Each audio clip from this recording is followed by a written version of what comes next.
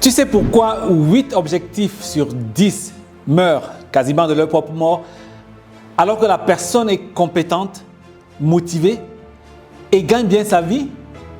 Ce n'est pas le manque de discipline, non, absolument pas. C'est un détail beaucoup plus dangereux. Et ce que je vais te révéler au point 3 est précisément la pièce que la majorité ignore. Et c'est souvent là que tout bascule, effectivement. Bonjour, je suis Olivier Dadieu, ex-DG de banque et fondateur de l'académie SF 365. Je suis également l'auteur de ce livre, Vivre libre, passionné et heureux, qui t'aide à construire la vie que tu veux vraiment pour reprendre le contrôle sur ta vie et vivre comme tu le souhaites, pas comme la société t'a programmé à fonctionner. Et si tu es nouveau sur la chaîne, je t'invite à t'abonner pour ne pas manquer nos prochains contenus. Alors, dans cette vidéo, je vais te montrer pourquoi tu abandonnes même quand tu as du potentiel. Et ça, je vais le faire en 3 points. Le problème n'est pas souvent de ne pas avoir du potentiel. Même des personnes qui ont du potentiel finissent toujours par abandonner, et la très grande majorité. Et donc, en 3 points concrets, je vais te démontrer pourquoi. Le premier point, le premier piège qui te fait confondre avancer et progresser. Et ça, beaucoup de personnes l'ont dans l'esprit. Le deuxième piège, c'est celui qui te vole ton énergie sans que tu t'en rendes compte. Et le point 3, le plus important, celui que j'aurais aimé connaître beaucoup plus tôt, justement, parce que c'est souvent la pièce manquante qui transforme enfin des objectifs en trajectoire sans forcer sur la motivation. Parce que la motivation, elle nous permet de commencer, mais elle ne suffit pas pour pouvoir continuer. Alors, avant d'entrer dans le vif du sujet, j'aimerais juste faire une petite parenthèse. Il y a un contenu complémentaire à cette vidéo, la vidéo de cette semaine, dans la newsletter SF 365, avec un angle que je n'aborde pas volontairement dans cette vidéo. On en reparle à la fin de la newsletter. Alors, on va donc aborder les 3 points dont j'ai parlé. Le point 1, c'est quoi? Tu poursuis des objectifs, je vais le dire décoratifs, entre guillemets, et tu appelles ça un plan. Alors, laisse-moi te poser une question directe. Si on supprime ton agenda pendant 7 jours, est-ce que tu es capable de me dire avec précision ce que tu veux construire dans 12 mois? Pas ce que tu veux améliorer, pas ce que tu veux stabiliser, mais ce que tu veux construire dans 12 mois. Pourquoi? Beaucoup de gens fixent des objectifs qui sonnent bien. On a envie de paraître intelligent, n'est-ce pas? Je vais investir, je vais me remettre au sport. Oui, quand on regarde que tout le monde, on a des personnes autour de nous qui sont un peu fit. Je vais préparer ma retraite. Oui, parce que là, je commence à approcher la cinquantaine. Je vais lancer un projet. Mais en réalité, ce sont souvent des objectifs décoratifs. Ça te donne l'impression d'être sérieux quand on est dans une conversation avec d'autres personnes. Mais ça ne pilote rien du tout. Alors, une preuve concrète sur le terrain, c'est quoi? Peut-être différent de ce que tu as déjà entendu ailleurs. J'ai accompagné un dirigeant qui avait une to-do list parfaite. Budget, épargne, sport, lecture, réseau qu'il fallait construire. Il cochait toutes les cases. Pourtant, 6 mois après, il me dit « Coach, je suis fatigué. Je n'ai pas l'impression d'être plus avancé. » Pourquoi? Parce qu'il avait des actions, mais aucun cap. N'est-ce pas? Des actions quotidiennes, on les engage, on fournit beaucoup d'efforts, mais il n'y avait pas véritablement de cap. Et qu'est-ce qui se passait? Il empilait des efforts qui ne se renforçaient pas entre eux. Et je vais te faire un mini-test. Tu veux un mini-test? Ok, regarde-moi bien dans les yeux. Je t'invite à analyser les 10 dernières décisions importantes que tu as prises concernant le temps, la gestion du temps, concernant l'argent, concernant la santé, concernant la famille. Est-ce qu'elles racontent la même histoire? Ou est-ce que ces 10 décisions-là partent dans 10 directions différentes? Ça, c'est une question fondamentale. Donc, prends 1 minute, prends 2-3 minutes, regarde en arrière les 10 dernières décisions importantes sur les domaines clés de ta vie et maintenant, vois s'il y a une cohérence dans ces décisions-là.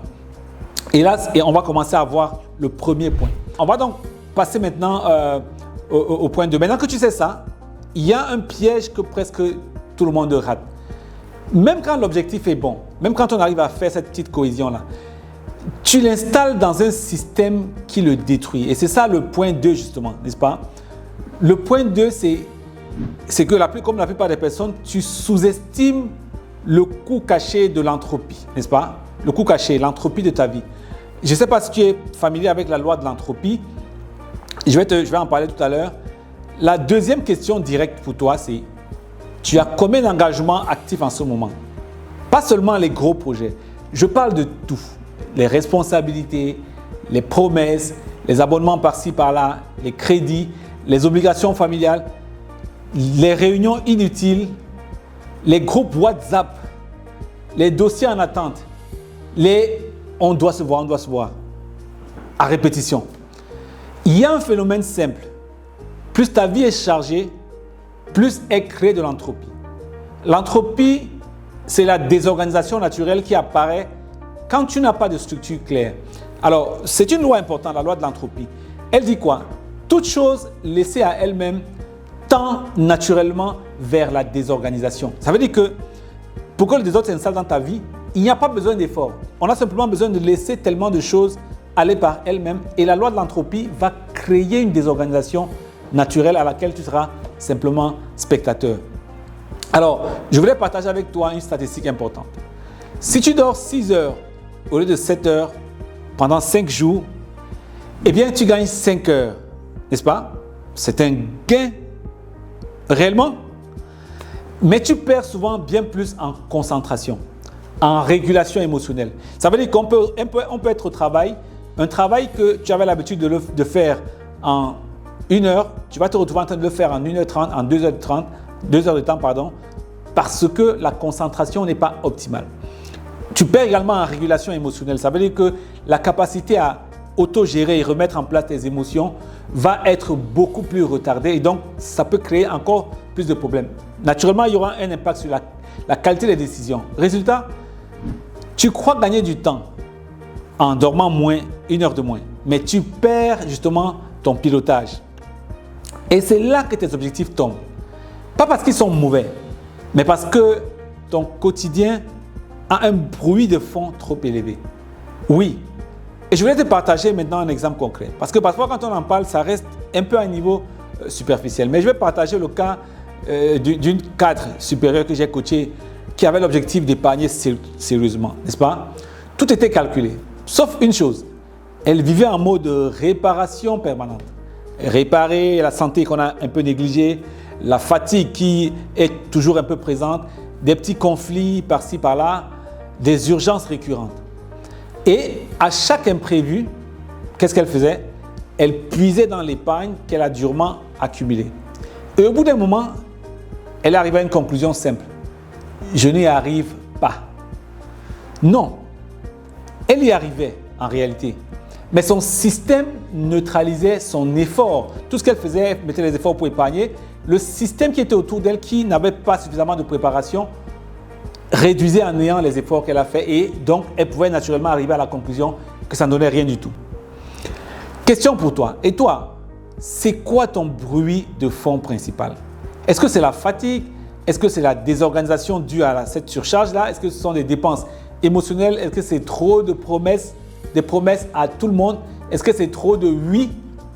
Oui, là, c'est un élément destructeur. La plupart des personnes qui réussissent ne se contentent pas de dire oui, c'est par défaut un non.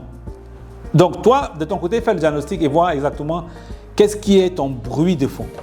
Alors, le point 2 était important. Mais le point 3, celui dont je t'ai parlé dès le début, n'est-ce pas? C'est là qu'on va vraiment changer quelque chose.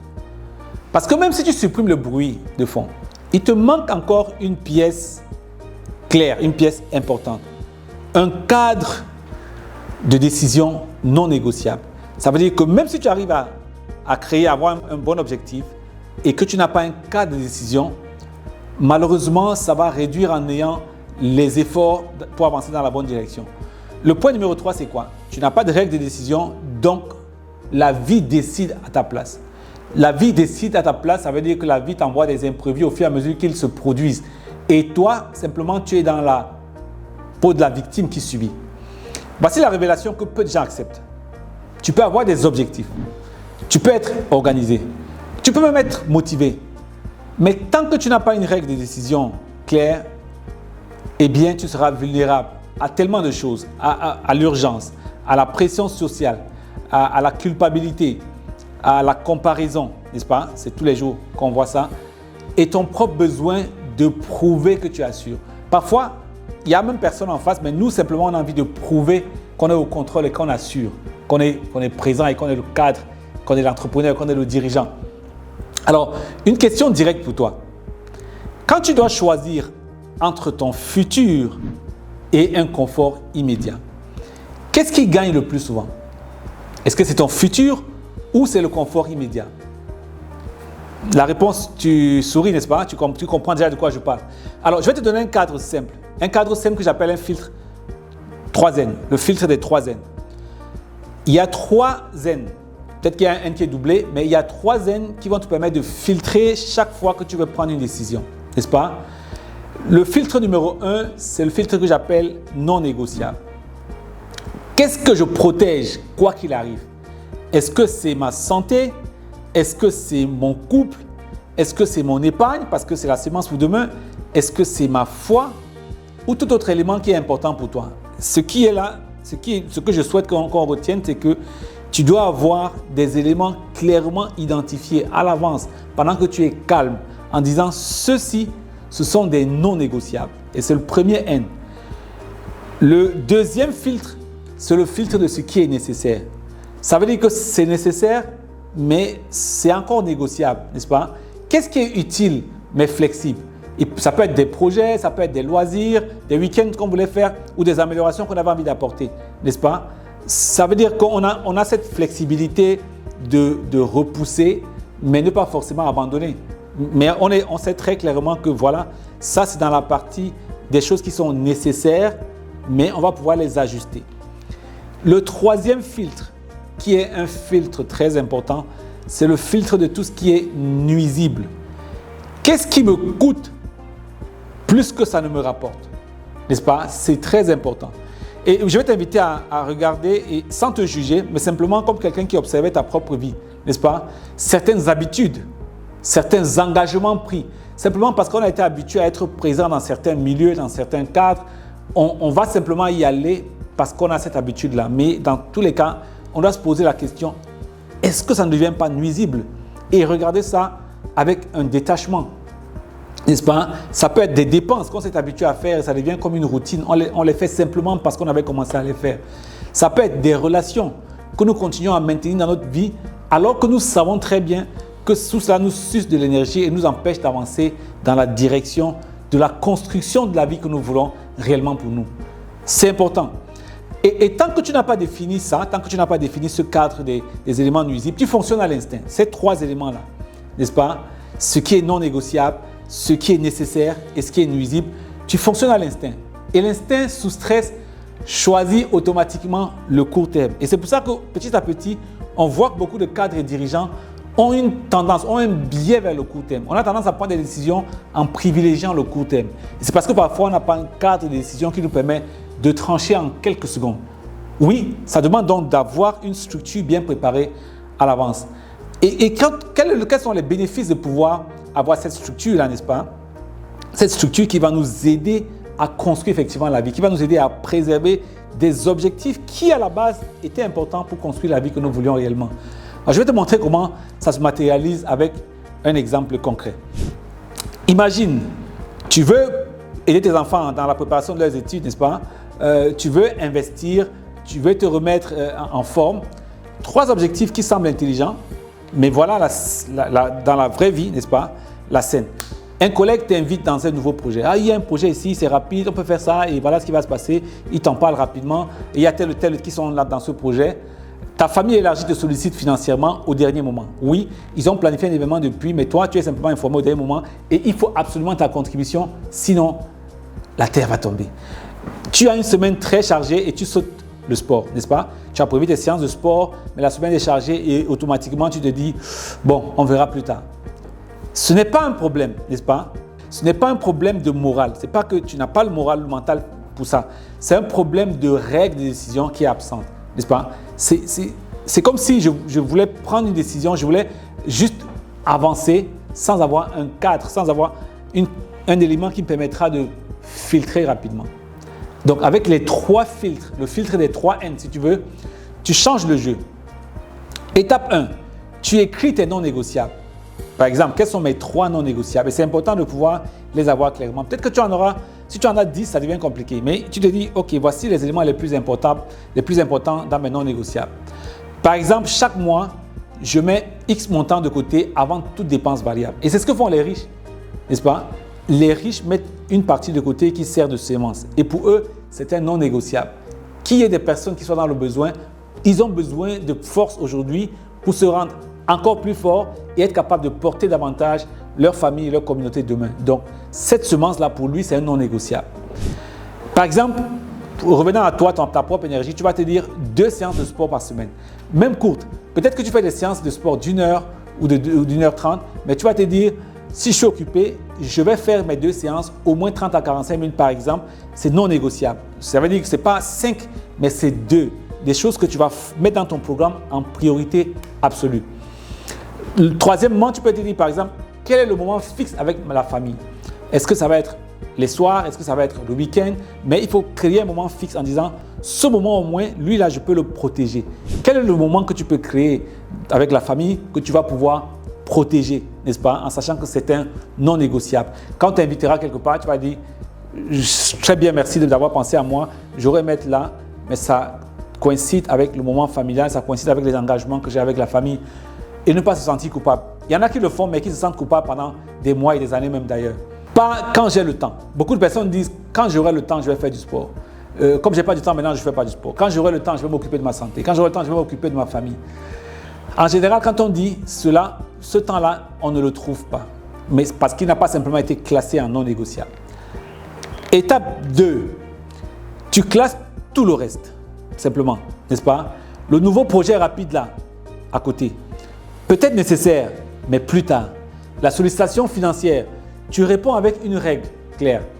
Je peux aider à hauteur de X montant. C'est vraiment demander ça, mais voilà ce que je peux faire maintenant. Pas plus. Et pas en touchant au non négociable. Oui, parce que très souvent, la sensibilité des personnes qui sont devant vous, ils sont parfois de bons parleurs et vous amènent à renoncer à sortir du cadre que vous avez fixé. Là, il faut s'entraîner. Et au fur et à mesure, au départ, ça va être plus difficile, mais en s'entraînant petit à petit, les règles vont s'installer. Et je t'invite à garder cette discipline-là. Ça va te servir et servir mieux même toute cette famille-là demain. Et là, quelque chose se passe. Tu n'es plus en train de gérer. Tu es en train de diriger. Tu diriges tes finances. Tu diriges ta vie. Tu prends le contrôle. Et c'est ça, c'est vraiment ça la rétribution. C'est vraiment ça la récompense, le bénéfice de créer ce cadre-là.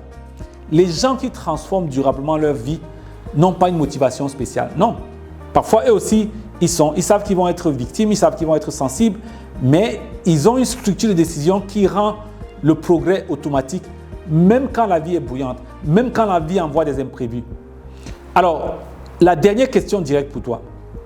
Si je regarde tes 7 dernières décisions, ou alors tes décisions des 7 derniers jours, j'allais dire comme ça, est-ce que je peux deviner tes non négociables? C'est-à-dire que si je regarde en arrière, sur les 7 derniers jours, la dernière semaine qui est le cycle le plus court de la vie, est-ce que je peux simplement deviner ou alors plus facilement identifier tes non négociables? Si la réponse est non, c'est normal que des objectifs glissent et continuent à se perdre avec le temps. Alors, si tu veux aller plus loin, j'ai développé cette semaine un niveau 2 dans la newsletter SF365. Un angle complémentaire qui t'aide à repérer ce qui sabote ta clarté, sans que tu t'en rendes compte surtout. C'est ça le piège. Et comment corriger cela? Tu trouveras la newsletter ici, n'est-ce pas? Qui est affichée ici ou en scannant le QR code. Si cette vidéo t'a parlé, mets un like, ça aide énormément la chaîne à grandir pour que davantage de personnes puissent effectivement accéder à notre contenu. Et surtout, dis-moi en commentaire, c'est quoi ton non négociable numéro 1 en ce moment? Et abonne-toi si tu veux qu'on travaille ensemble chaque semaine, ta productivité, ta clarté et ta sérénité financière. Et n'oublie pas, pour recevoir le complément de cette vidéo cette semaine, va sur le lien qui s'affiche sur le QR code pour la newsletter. On se retrouve dans la prochaine vidéo. Merci.